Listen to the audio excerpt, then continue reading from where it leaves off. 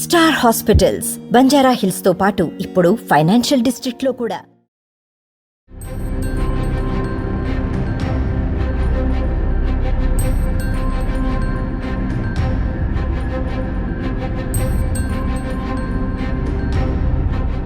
రాష్ట్ర వ్యాప్తంగా సంచలనం సృష్టించిన 6 హత్యలకు సంబంధించిన మనం ఏదైతే 5వ హత్య గావించబడిన స్పాట్కి వెళ్తున్నాం మనం చూసుకోవచ్చు.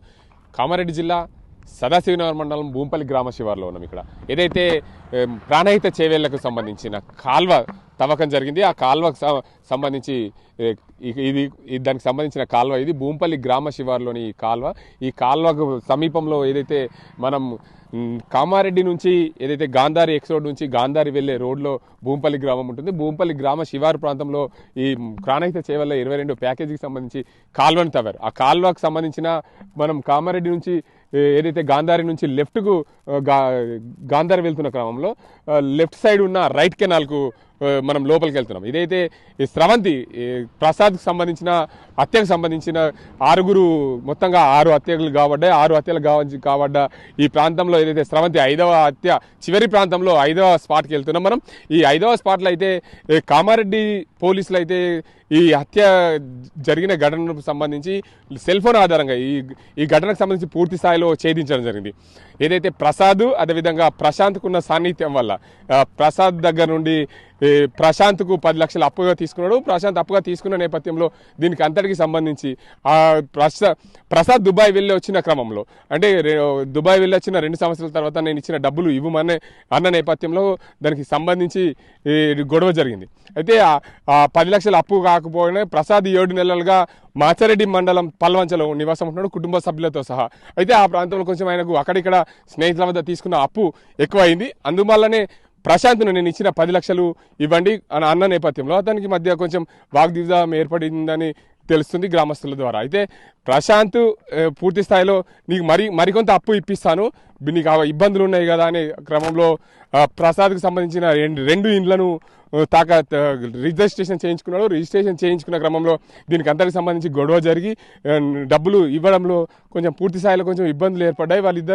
ఇద్దరి మధ్యలో దీనికి అంతటికి సంబంధించి పూర్తి స్థాయిలో ఈ గొడవలు జరిగిన నేపథ్యంలో మొత్తంగా ఈ గొడవకు సంబంధించి పూర్తి స్థాయిలో ప్రశాంత్ అయితే పన్నాగం పట్టుకున్నాడు.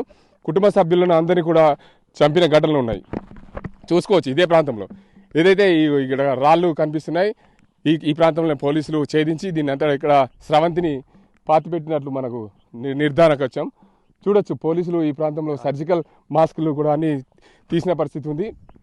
మొత్తంగా కామారెడ్డి జిల్లాలో జరిగిన ఈ సదాశివనగర్ మండలం జరిగిన 5వ కేసు 5వ సీన్ దగ్గరకు వచ్చాం మనం. మొత్తంగా కామారెడ్డి జిల్లాలో సదాశివనగర్ మండలం భూంపల్లి గ్రామ శివార్లో స్రవంతిని కాల్చి చంపిన ఘటనలకు మనం సంబంధించి చూసుకోవచ్చు. మొత్తంగా దీనికి అందరికి సంబంధించి పోలీసులు వాడిన సర్జికల్ మాస్కులు కానీ దానికి సంబంధించి డాక్టర్లు వాడిన సర్జికల్కి సంబంధించి అన్ని ఇక్కడ ఆధారాలు అయితే కనిపిస్తున్నాయి.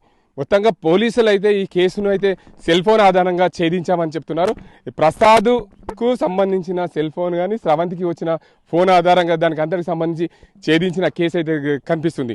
మొత్తంగా ఈ కేసు తీగలాగితే డొంక కదిలిందనే చెప్పుకోవచ్చు.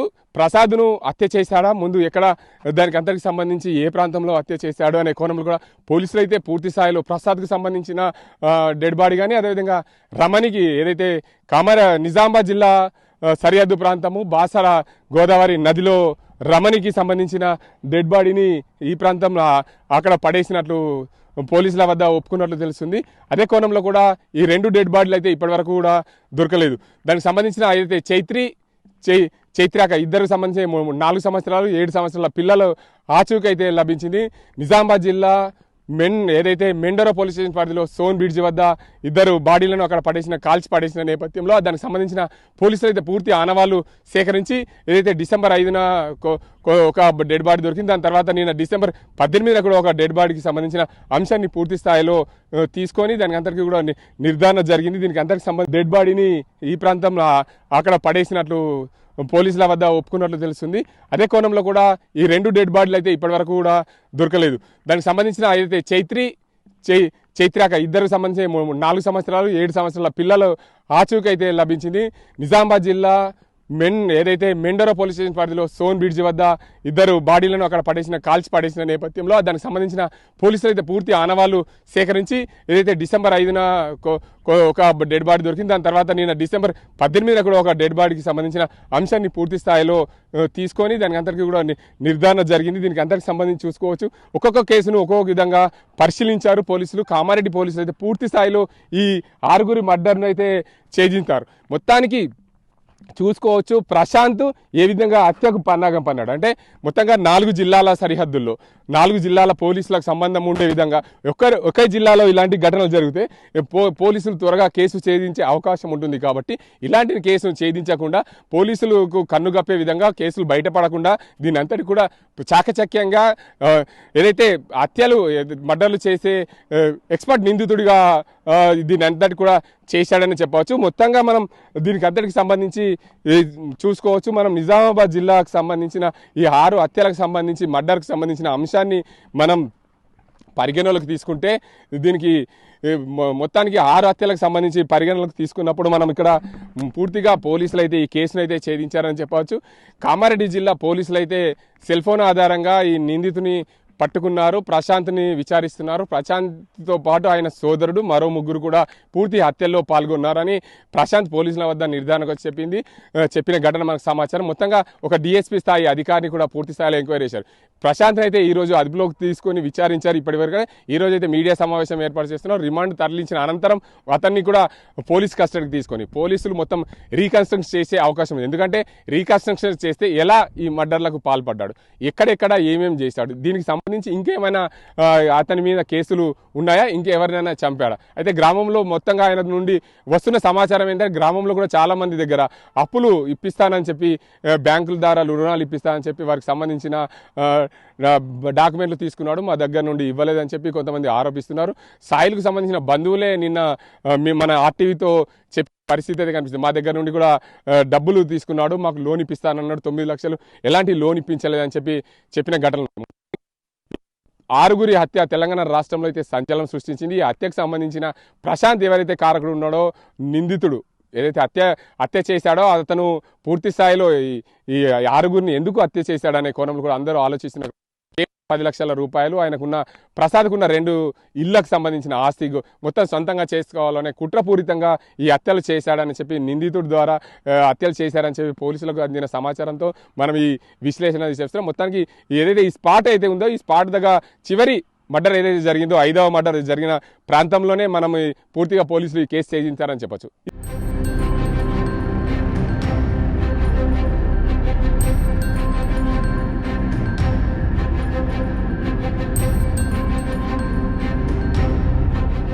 సంచలనం సృష్టించిన 6 హత్యల కేసుకు సంబంధించి ప్రసాద్ ఏవైతే హత్య గావించబడ్డాడో ప్రసాద్ కుటుంబానికి సంబంధించిన 6 హత్య చేశాడు ప్రశాంత్ అనే వ్యక్తి. అయితే ప్రశాంత్ పూర్తి స్థాయిలో పోలీసులు విచారణ చేస్తే తప్ప 6 మర్డర్లు ఎక్కడెక్కడ చేశాడు, ఏ ప్రాంతంలో చేశాడనే కోణంలో పూర్తిగా రీకన్స్ట్రక్షన్ చేస్తే తప్ప తెలిసే అవకాశం ఉంది. మొత్తంగా ముందుగా ప్రసాద్ను నిజామాబాద్ జిల్లా పరిధిలోనే హత్య చేసి పాతిపెట్టినట్లు కూడా పోలీసులకు ఇచ్చిన ప్రాథమిక సమాచారం. కానీ పూర్తి స్థాయిలో పోలీసులు దాన్ని నిర్ధారించలేకపోతున్నారు. ఎందుకంటే నిజామాబాద్ జిల్లాలో డిచ్పల్లి ప్రాంతంలో అటై ప్రాంతంలో హత్య చేసి పాడేశారని చెప్పినప్పటికీ కూడా ఎక్కడ కూడా పూర్తి స్థాయిలో దానికి అందరికి సంబంధించి నిర్ధారణ కాలేకపోతున్నారు పోలీసులు.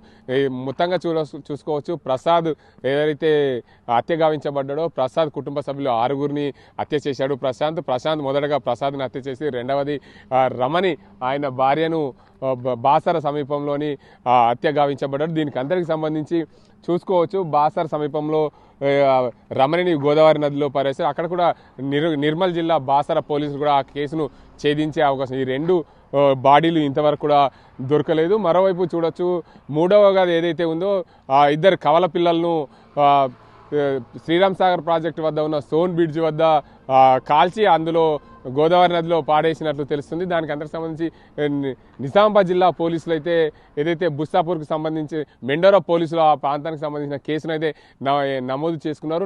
మెండోరా పోలీసులు పూర్తి స్థాయిలో ఆ 2 చైత్రిక అనే 2 పిల్లలని కూడా ఎంక్వైరీ చేయాల్సిన ఏదైతే 2 మృతికి సంబంధించిన అంశానికి సంబంధించి మెండోరా పోలీసులు పూర్తి స్థాయిలో ఎంక్వైరీ చేయాల్సిన అవసరం ఉంది.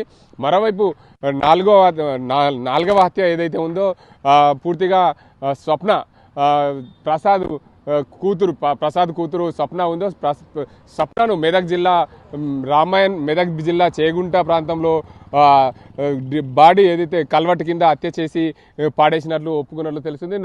5వ హత్య ఏదైతే స్రవంతి, దీనికి సంబంధించి కామారెడ్డి జిల్లా పోలీసులు కేసును ఛేదించారు. సదాశివనగర్ మండలం భూంపల్లి గ్రామ శివార్లో హత్య చేసి ఆ ప్రాంతంలో కాల్చి పాడేసినట్లు కూడా దీనికి అంతటి కూడా నిర్ధారణ వచ్చింది. చూసుకోవచ్చు ఏదైతే ఒక్కొక్క కేసుకు సంబంధించి ఒక్కో ప్రాంతంలో పడేసి దీని అంతటి కూడా కేసును దొరకకుండా చేశాడు ప్రశాంత్. అయినప్పటికీ కూడా చివరిసారిగా పోలీసులు అయితే ఛేదించారు. ఈ ఘటనకు సంబంధించి పూర్తి స్థాయిలో ఎంక్వైరీ అయితే కొనసాగుతుంది. ఈరోజు మధ్యాహ్నం ఏదైతే కామారెడ్డి జిల్లా ఎస్పీ సింధు శర్మ మీడియా సమావేశం ఏర్పాటు చేసిన ఎక్కడెక్కడ ఎందుకు చేయాల్సి వచ్చింది, ప్రసాద్ కేవలం 10 లక్షల అప్పు మాఫీ కాదందుకేనా, లేకపోతే ప్రసాద్కున్న ఆస్తిని అంతా కూడా కాజేసే కోణంలో కూడా ఈ హత్యలు చేశాడా అనే కోణం కూడా దీనికి అందరికీ పోలీసులు క్షుణ్ణంగా పరిశీలిస్తున్నారు. ప్రసాద్ను అయితే అదుపులో తీసుకున్నారు. ప్రసాద్తో పాటు ఆయన సోదరుడు, ఆయనతో పాటు మరో 3 వ్యక్తులు కూడా ఈ హత్యలో పాల్పంచుకున్నట్లు ప్రశాంత్ వెల్లడించినట్లు తెలుస్తుంది. ప్రసాద్ హత్యకు కాబట్టిన కుటుంబ సభ్యుల హత్యకు సంబంధించి ఏదైతే ఉందో ఈ కోణంలో పూర్తి స్థాయిలో ఎంక్వైరీ అయితే కొనసాగుతుంది. దీనికి అంతటికి సంబంధించి ఏదైతే ప్రసాద్ కుటుంబ సభ్యులు 6గురుని ప్రసాద్తో పాటు 6గురు హత్య గావించబడ్డారు. అందులో భాగంగా ప్రసాద్ తల్లి సుశీల కూడా అంటే ఆచూకీ అయితే లభించడం లేదు. మొత్తంగా ప్రసాద్ తల్లిని కూడా హత్య చేసి ఉంటారనే కోణంలో కూడా పోలీసులు ఎంక్వైరీ చేస్తున్నారు. ఈ అంతటికి సంబంధించి ప్రసాద్ను ఏదైతే ప్రశాంత్ మర్డర్ చేశాడో ప్రశాంత్ను పోలీసులు అదుపులోకి తీసుకున్నారు, పూర్తిగా ఎంక్వైరీ చేస్తున్నారు. మొత్తంగా ఈ కేసు అంతా కూడా పూర్తి స్థాయిలో ఛేదించాలంటే కేసును రీకన్స్ట్రక్షన్ చేయాలి. మొదటగా ఎక్కడ చేశాడు, ఏ ప్రాంతంలో చేశాడు, ఎందుకు ఇదంతా జరిగిందనే కూడా కోణంలో కూడా పోలీసులు రీకన్స్ట్రక్షన్ చేస్తే తప్ప పూర్తి స్థాయి నివేదిక రూపొందించే అవకాశం ఉంటుంది. కాబట్టి ఇప్పటికే పోలీసులు సగానికి సగం పైగా నిర్ధారణకు వచ్చినట్లు తెలిసింది. ఇదే కోణంలో కూడా పోలీసులు కామారెడ్డి పోలీసులు ఈ కేసును పూర్తి స్థాయిలో ఛేదించారనే చెప్పొచ్చు. ఇది ఇక్కడ పరిస్థితి. మరిన్ని వీడియోస్ కోసం ఛానల్ ని సబ్స్క్రైబ్ చేయండి, లేటెస్ట్ అప్డేట్స్ కోసం వాట్సాప్ ఛానల్ ని ఫాలో చేయండి అండ్ లింక్ డిస్క్రిప్షన్ లో ఉంది.